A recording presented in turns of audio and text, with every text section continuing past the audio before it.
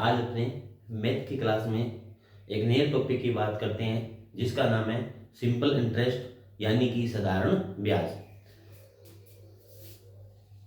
Simple interest यानी कि साधारण ब्याज। इन साधारण ब्याज के टॉपिक में अपने को क्या क्या चीज चाहिए? एक अपने को चाहिए प्रिंसिपल, एक चाहिए रेट, एक चाहिए टाइम। प्रिंसिपल यानी कि मूलधन, रेट यानी कि दर, और टी का मतलब है टाइम यानी कि समय। अगर अपने को एक टॉपिक में ये तीनों चीज पता है तो अपने किसी भी चीज का साधारण ब्याज यानी कि सिंपल इंटरेस्ट ज्ञात कर सकते हैं। जैसे कि अपने एक क्वेश्चन लेते हैं, जैसे मैंने मूलधन यानी कि प्रिंसिपल लिख दिया मैंने 1000 रुपये, और मैंने दर यानी कि रेट लिख दिया 5%, और मैंने समय यानी कि टाइम लिख दिया मैंने 2 वर्ष यानी कि 2 ईयर। अब मेरे पास ये तीन चीजें हैं और मेरे को सिंपल इंटरेस्ट यानी कि साधारण ब्याज ज्ञात करना है। तो simple interest equal to principal multiply में रेट मल्टीप्लाई टाइम। रेट के साथ जो परसेंट लगा होता है उस परसेंट को अपने हटाएंगे तो डिवाइड में कितना आ जाएगा 100। एक एक चीजें पुट करते हैं। जैसे अपने सिंपल इंटरेस्ट इक्वल कितना, प्रिंसिपल कितना अपने पास 1000 मल्टीप्लाई रेट कितनी परसेंट है 5%, मल्टीप्लाई टाइम कितना है 2 वर्ष। जब मैंने परसेंट का निशान हटाया तो डिवाइड में मेरे पास कितना आ जाएगा 100। अब मैं नीचे वाली 2 जीरो से ऊपर वाली 2 जीरो क्या कर दूंगा cut. Simple interest equal to यहाँ पर कितना बच गया 10 मल्टीप्लाई 5 मल्टीप्लाई 2। इनको मैं आपस में मल्टीप्लाई करूंगा, 10 5 जा 50 और 52 जा 100। तो मेरे पास सिंपल इंटरेस्ट कितना आ गया 100 रुपए यानी कितना आ गया 100।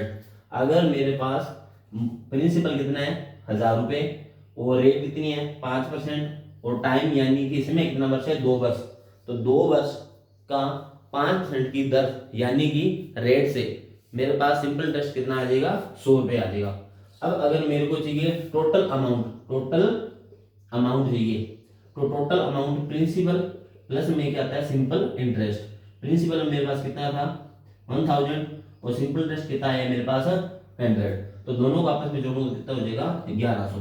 तो मेरे पास 1000 रुपए का 5% की रेट से 2 वर्ष का टोटल अमाउंट कितना आ जाएगा 1100, और ओनली फॉर सिंपल इंटरेस्ट चाहिए तो मेरे पास कितना आ जाएगा 1000 रुपए। एक बार दोबारा से देखते हैं। सिंपल इंटरेस्ट यानी कि साधारण ब्याज ज्ञात करने के लिए मेरे पास प्रिंसिपल, रेट और क्या होनी चाहिए टाइम, ये तीनों चीजें होनी चाहिए। उसके बाद जैसे मैंने एग्जांपल के रूप में मैंने माना प्रिंसिपल कितना माना 1000, रेट कितना परसेंट 5% और टाइम कितने वर्ष 2 वर्ष।